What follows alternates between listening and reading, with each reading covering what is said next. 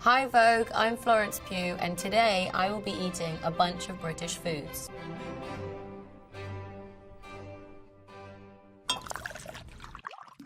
Yeah, I'm ready. I'm just having a biscuit and tea.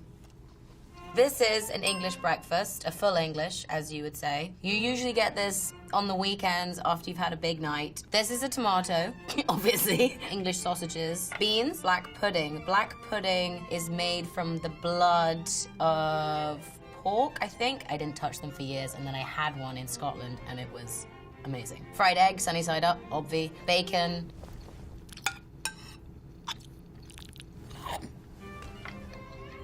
And eat away your hangover. I'm gonna try the black pudding.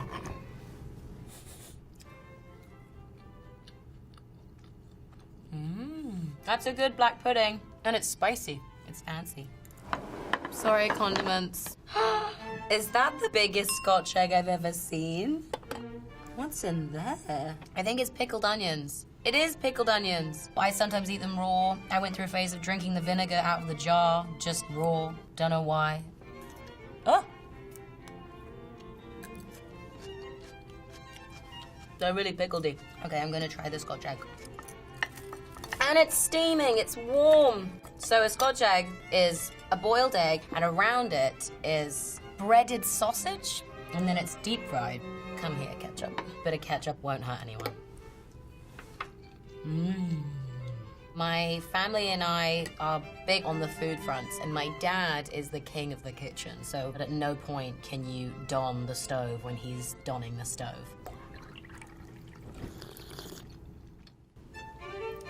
Thank you. What is that? Ooh, is this a Cornish pasty? A really tough one. Ah. Cornish pasty is usually a meat-filled pasty, puff pastry, and I think it was invented by Cornish miners or builders. I think basically it was a food that would be able to be transported in their back pocket, and they'd be able to take it to work. I think that's correct. If not, someone was quite clearly pulling my pisser.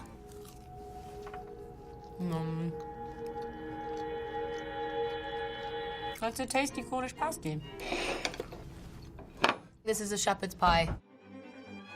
My mum makes the best shepherd's pie, although my dad says that he makes the best shepherd's pie, so between them they both think that they both make their own best shepherd's pie. We never say which one we like more. Should I try a bit of tzatziki on it? I've never tried tzatziki on a shepherd's pie.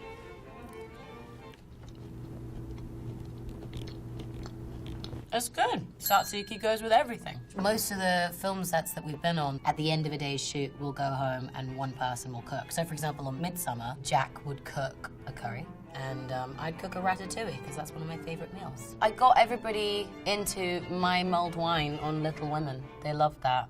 But it's time for some more food. Oh, yay! Fish and chips. What's this? Is this malt vinegar? Ooh, it's malt vinegar! Oh, this actually smells like a really good fish and chips. I think my granddad would be proud. My granddad used to work in the fish docks in Grimsby, so he's like a big fish expert. Yet again, ketchup. Every single one of English meals deserves ketchup on it. Okay, here we go. Ooh, it's a good crunch. And then we're just gonna do a bit of this. Okay.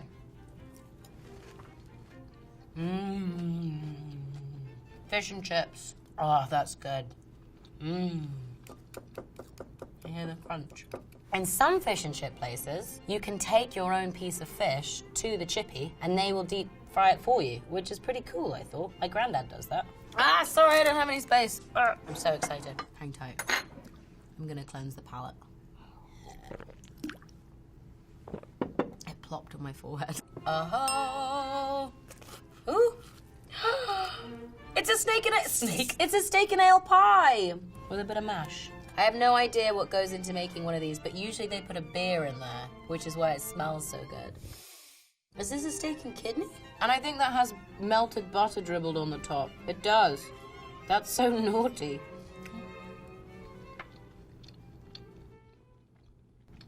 These are quite heavy foods. It's good though. I don't drink water, so I have tea. So this is very new for me.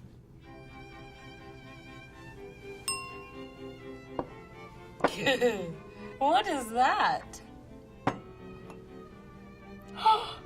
Is that Branston Pickle? Oh, it's Branston Pickle. One of my most favorite condiments. I don't know what it's doing with this, though. I have no idea what this is. Oh!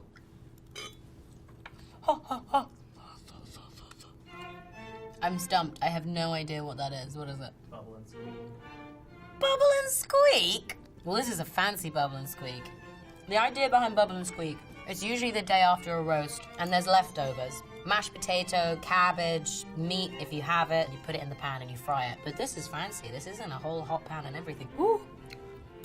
I cook pretty much most evenings or lunchtime. I really like it. I find it really therapeutic. For example, I had a really stressful weekend about 3 weeks ago, and my friend was like, let's just go and order food and get a delivery. And I was like, no, I need to cook and I need to chop onions. But it's great. I love it.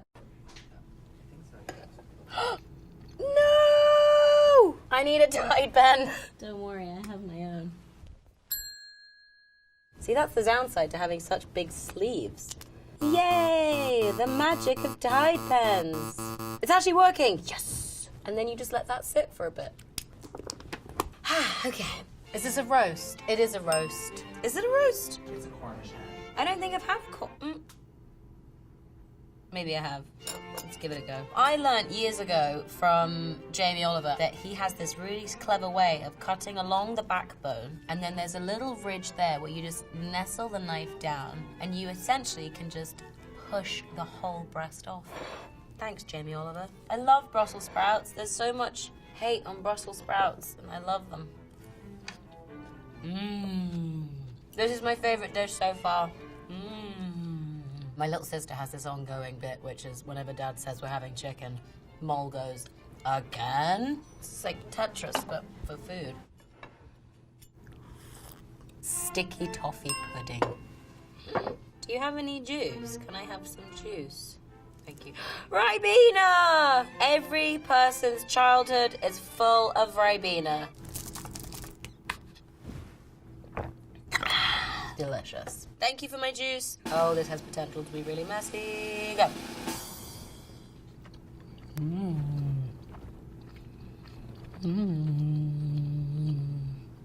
Yeah, that's tasty. Dun dun dun dun dun dun dun dun. Trifle, trifle, trifle. Quite possibly one of the most English desserts there is. Oh, that's good. My mum usually makes a very boozy version of this. So there's always a Cointreau or like a sweet rum or a liqueur, and it always sits at the bottom, so I'd shove my spoon in and then put it in my mouth, and it would be just not fun for a child. But as an adult, I'm appreciating what she's doing a bit more. Thank you. Oh my goodness, it's a Victoria sponge! Guys, this is a magnificent sight. Oh, that's a deep Victoria sponge. This was the first pudding that I loved, and I think it's because of the film Calendar Girls. Helen Mirren was in a cake baking competition, and she bought a Victoria sponge from the shop instead of baking it. It was a massive issue, lots of drama. And then I remember eating a Victoria sponge, oh, it's so moist, and realizing that I was eating the same cake that Helen Mirren took from the shops. It's so crumbly. Hang on. Excuse my fingers. That's a good Victoria sponge. I think even my gran would be impressed. And it's got 2 really big tiers. And strawberries. I wouldn't have been able to eat any of this wearing the costumes in Little Women. You're wearing a corset, and as beautiful as corsets are, the design of them is to make everything about a woman smaller. And it's funny because you quickly realize that anything you put in your mouth, you are using up breathing space. So you end up having to weigh up if you want to eat food or if you want to breathe. It's very simple, but they are beautiful. I'll say that. I'm gonna be truthful. At the beginning of this session, I couldn't feel my stomach against the dress. I now can. Thank you guys for watching me eat all this food. I hope you enjoyed it as much as I did. Have a wonderful day. Bye.